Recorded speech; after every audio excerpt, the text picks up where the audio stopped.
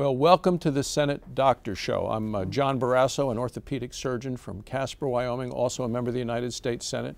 And I'm going to soon be joined by Senator Tom Coburn, the only other doctor in the United States Senate.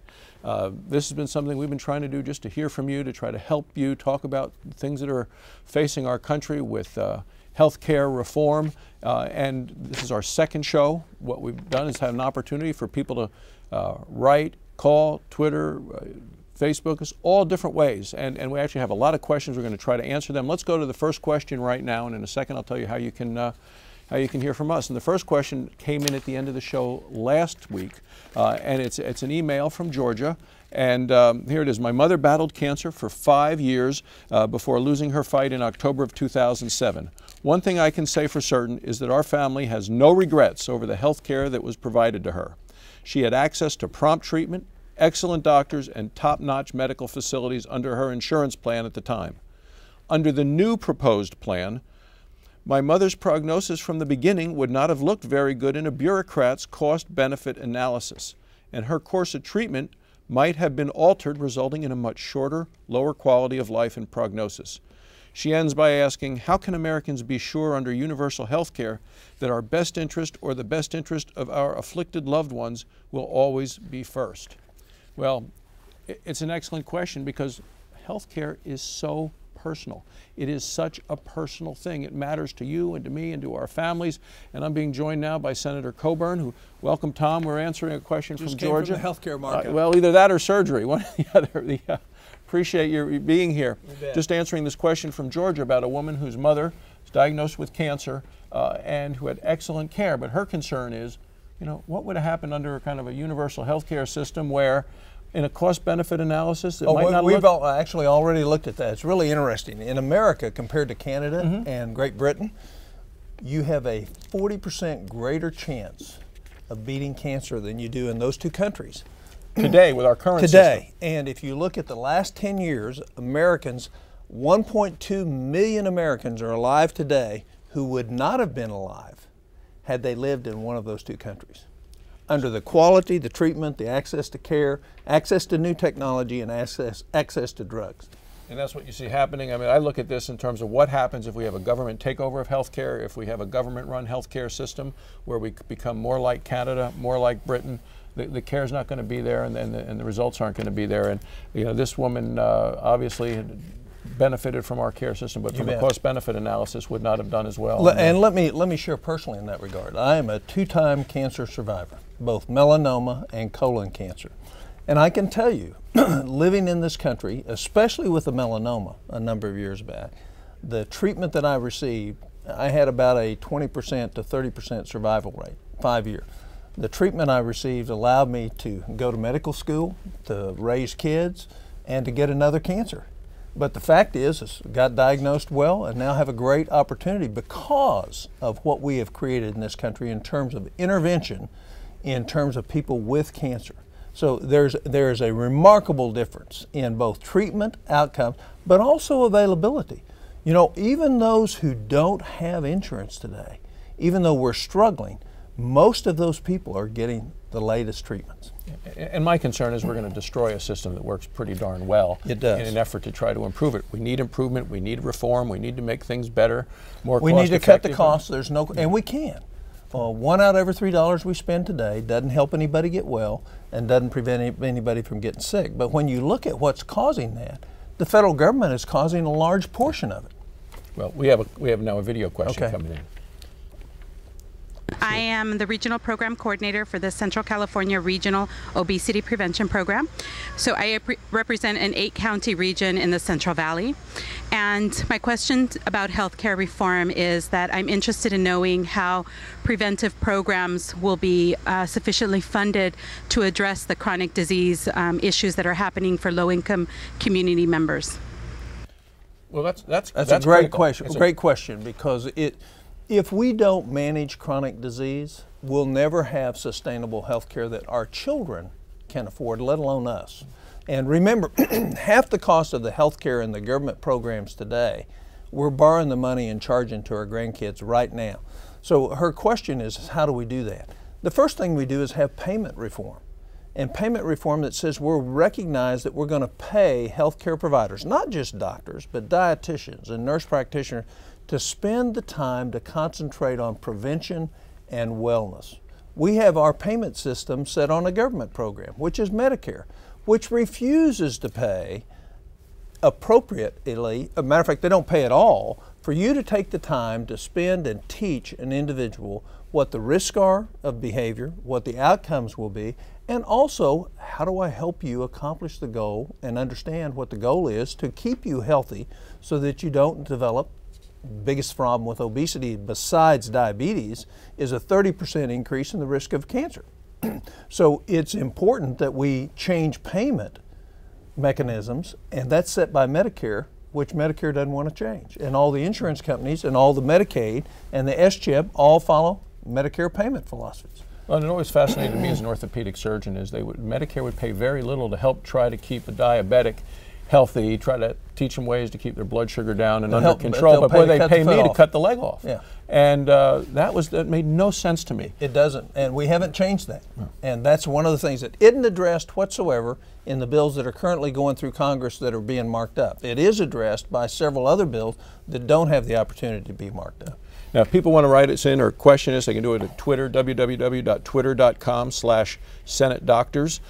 Use the tag with the # SRHC, or on Facebook, www.facebook.com, Senate Doctor Show, or on YouTube, www.youtube.com/user/Senate Doctor Show, or you can email either of us, doctors@src.senate.gov. And we were on last week, and by the time we got done, we had a ton of questions. We have another email question here right now, and let's take a look at this.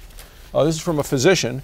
It says, hello friends, I'm a family doctor in Anderson, South Carolina, offering family practice and urgent care services. My family practice office does not take any insurance, sees mostly those who have no insurance. We provide health care at discounted prices because we do not have to deal with the administrative burden of insurance companies.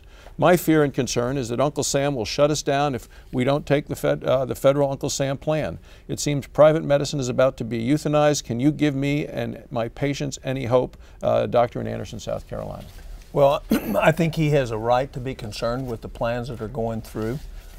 We are starting, this is a real interesting comment. He has made a decision that he can offer lower prices by not playing the game that's being played out there today with all the costs associated with it. And what he said is he can actually offer lower prices. The second thing that he didn't mention is he probably gets a lot more satisfaction out of what he does because he doesn't have to be on the wheel spinning to make sure he meets the requirements of paying his overhead, so he spends the time that he needs to with patients. Plus, the second thing is he probably has transparency as to what it costs in his office as soon as you walk in. Probably I'm posted right there on the wall. That's right. We need more of that. We need more of that And transparency. what is he saying? He's saying market forces have caused me to take a look at this and change it. My patients, I bet his patients love it as well. And I'll bet what he does at the end of it, he prints out a sheet that they can file with their insurance if they want when they leave there. Doesn't deal with any of the headaches. I mean, we talk about the headaches and the paperwork. It's not just private insurance companies. Oh, no, it's the federal government Medicaid, as it's workers' well. compensation, it's state governments, it's everyone. And, in the practice I used to belong to, there were 5 doctors, and we had 35 employees.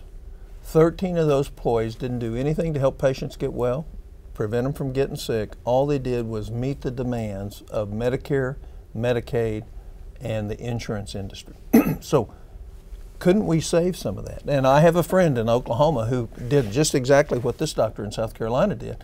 He has one person working in his office today. He said, I'm practicing the best medicine of my life. I'm enjoying medicine better. I don't have to listen to Medicare, Medicaid, or private insurance. My patients are getting better care. They're liking my care. And when I go home, my wife likes me more. we have another video question. Well, I guess the question is, someone's going to have to pay for all this, and where's the money going to come from? How much are we going to spend? And who's going to draw a line in the sand and say, well, this year we're spending this much money and not anymore? Or is it just going to be sort of an open ticket item? I mean, I think someone's got to go ahead and think about exactly how much we're going to spend and how it's going to be rationed. Because eventually it's going to be a budget issue, and someone's going to have to say, we're not spending any more this year or this quarter or whatever. So who's going to make that decision? Well, it's Tough question. and it's fascinating because he's talking about rationing care. Here's what the ranges are right now on the bills that have been proposed: $1.6 trillion to $4 trillion. The country cannot afford that. The country should reject the premise that we need to pay more to cover everybody in the system. There's more than enough money in the system, and what the struggle and the conflict has been both the Senate and the House. The House is getting ready to put a surtax on everybody that makes over $250,000 in this country, plus increase the payroll tax. The Senate is charging the tax to small businessmen, has already supplied $632 billion through tax changes that they did on the stimulus plan. So we're going to tax mainly small business in this country. They will be required to pay for half. Small business that creates 72% of all the jobs, they're going to pay for half of whether this is $1.6 trillion or $4 trillion. Think about what that's going to do to job creation. Well, it's going to destroy job creation, and we know that, as you say, small businesses drive the jobs in the country. That's right. Even when you look at any of these proposals, I mean, one of the ones that came out, they took a look, what's it going to cost? It was $1.6 trillion, and they found out it was only going to help 16 million of those that don't have insurance, still going to leave 30 million uninsured of people that have insurance and that like that insurance, even though the president promised that no one who had an insurance policy that they liked would lose it. What was it, 10 to 12 million of those people would lose that. There is no plan going through Congress that's being marked up that will not cause people to lose the insurance that they have today. Even if they want to keep it. Even if they want to keep it, and some of them, it's a massive amount. The shift will be about 120 million Americans will be shifted away from what they have today. Now, they'll deny that, but the fact is ultimately, if you create the government-run plan option, the only reason people would go there would be it would be cheaper. So to get people there, they're going to make it cheaper. They're not going to have a competitive bid on the cost of that insurance. The Secretary is going to set the rate. So what will happen is when we get everybody over there and then it's not financially viable, much like this question, who's going to pay for it? Who's going to pay for it is you are and your grandkids. Yeah. And what they did in Calgary in Canada with a similar situation is they just said, we're going to pay for 2,000 fewer cataract operations this year than we did last year. So there's another word for that. I think it's called rationing. And denial of care. That's right. And instead of taking it to care of people that were just losing their vision, they actually waited till people lost vision. Yeah. And then they said, we're just going to do the one eye because that's all they were willing to pay for. Right. So I think he asked a very, very thoughtful question, and he's been thinking about it. And I think a lot of people are based on these emails. But let's go back and reemphasize. We spend twice as much on health care in this country as any other, per person, as any other country in the world, with the exception of Switzerland, and they're about 30% below us. What makes us think we can't get a whole lot more efficient and more transparent so we can make better decisions about what things cost? That's number one. And number two is, how did we get there to where we have this confused system that's not transparent to people? And part of that is there has been a significant government role in that has confused the marketplace, and we've disconnected the purchase of health care from the cost of health care. And quite frankly, Americans, the only way we're going to solve this problem is if we make good economic decisions individually as well as at the Congress. I have a lot more confidence that you will than we will. Well, they do. And people, I think, are very wise when it has to do with their own dollars. But when they're spending money that is not necessarily their own, whether it's government money, insurance company money, they don't focus on it the same way we do when it's our own money. I agree. And we have another question. I think this was one that came in from Facebook. Is that right? Yes. It says, doctors, I just graduated from college in May, was immediately kicked off my parents' health insurance plan. Money is always an issue for any college graduate, especially now with this economy. I was just wondering if you thought the Democrats' plan would make health insurance costs go up. Well, I think there's no question it will. We know that the total cost at a minimum is going to be $1.6 trillion that we're going to have to pick up the plan.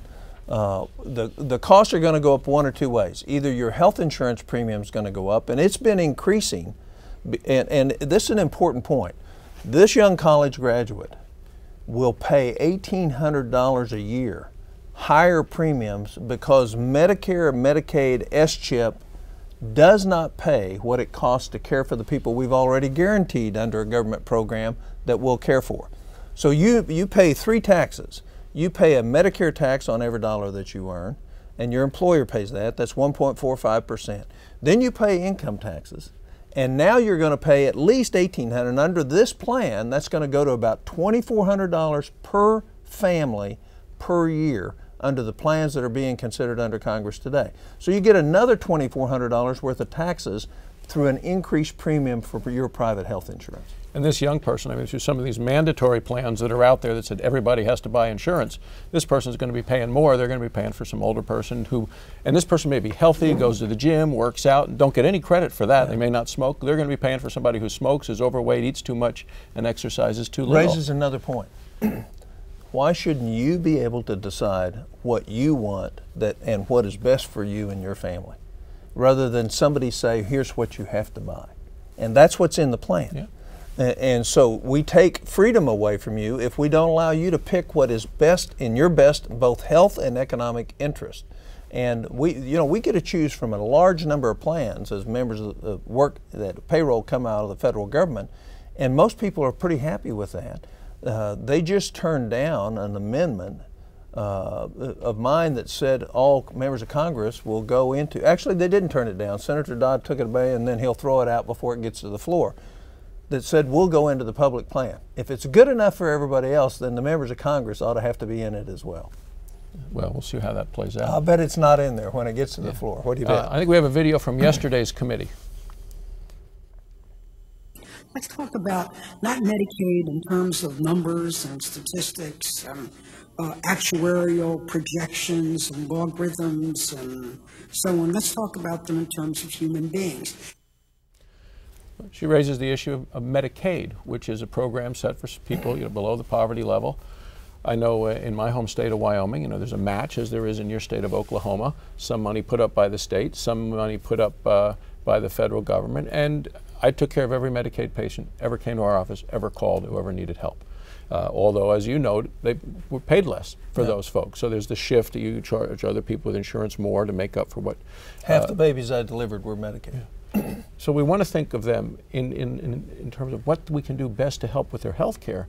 But I think it's not honest to say, oh, and they're getting, they're paying their way, because it's not. And I don't think it's right for Washington to say that, it won't cost the states more. When I talked to our governor in Wyoming, he said it is crushing the state, and especially with the one proposal that is going to push out to the states even a higher responsibility. And no matter, we actually have the list. We could put this on Thursday for every state under the Medicaid plan to move everybody to 150%, what it would cost per state in the state's share of an increased allocation. We could actually have that up for our next show, so people can say, not only are we not paying for it all here by raising taxes, we're going to shift and it's going to be trillions of dollars over the next 20 years to the states in increased co-pays and their share of the match for Medicaid as we expand Medicaid under the bills that are going through Congress right now. In Oklahoma, it's $6 billion over the next 10 years. That's $600 million. Oklahoma's going to have to come up to match what the federal government's going to put as a burden on us. With no say. With no, well, no, the only mine and Senator Inhofe say. We have another email coming in. What can we do as citizens to prevent passage of irresponsible health care legislation? And this comes in from New York. I think the first thing is slow down, guys.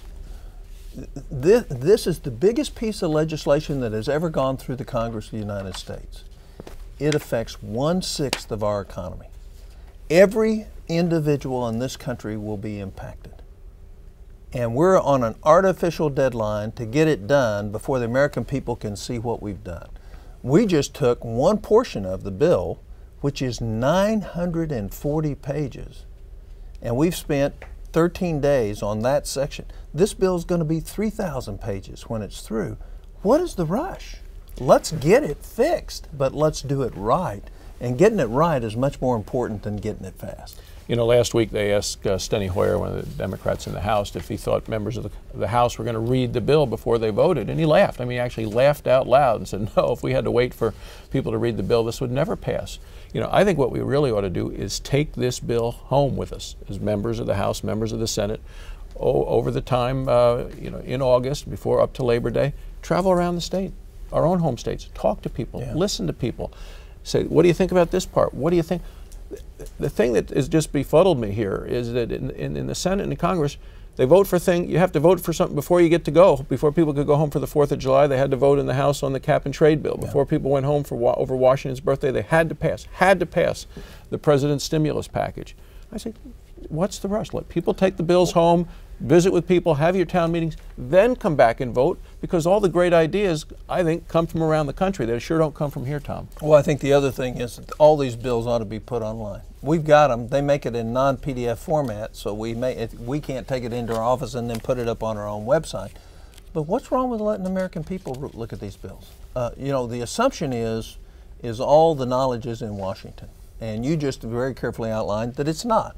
And that the common sense, actually, there's not much of it here.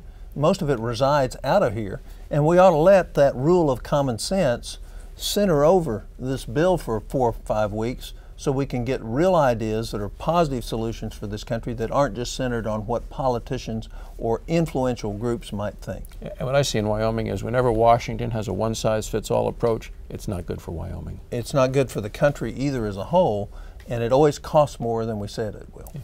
Well, we have another video question coming in from Diana from Ohio. Malpractice is a big issue, especially in the obstetric world. You know, more and more are moving away from that because of malpractice. And, you know, is there going to be any further protection or coverage for nurses or doctors, you know, in the future? Mm-hmm. Well, you've delivered a lot of babies, and she's asked about malpractice and obstetrics. I want to answer it not as an obstetrician, but as a kind of a neutral observer. She made several very critical points. One is people are stopping obstetrical care. And that's shifting more to other ancillary and physician extenders, which is good for the non-complicated cases, but terrible for the complicated cases. Number two is it drives fear. And if you look at the C-section rate in this country, which is driven not by medical indications, but in fact by malpractice indications, that we're at about 1 out of every 3 to 1 out of every 2 babies, we're bumping the high 30%, are born by cesarean section. That is a big risk for women because a cesarean section is a major operation. And if you can have a baby vaginally, and you can do that well with good indications and not thinking you're going to get sued. I know this personally as a physician. I know the tension there of, well, I can just go get this baby out and I won't have to worry about this anymore and there'll never be a lawsuit because I did it.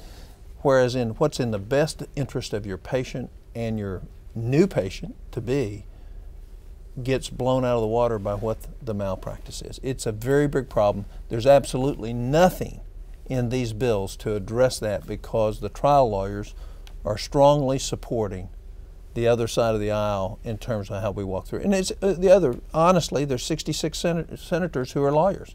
So it's going to be pretty hard to change this in the Senate when that many members of the Senate are lawyers. There are only 2 of us who are doctors. Well, that's about an even fight, I think.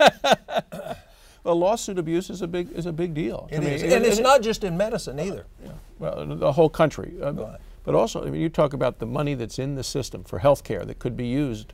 You said about $1 out of 3 is not used to actually help keep people better. I think of x-rays that I've ordered, MRIs, CAT scans over the years.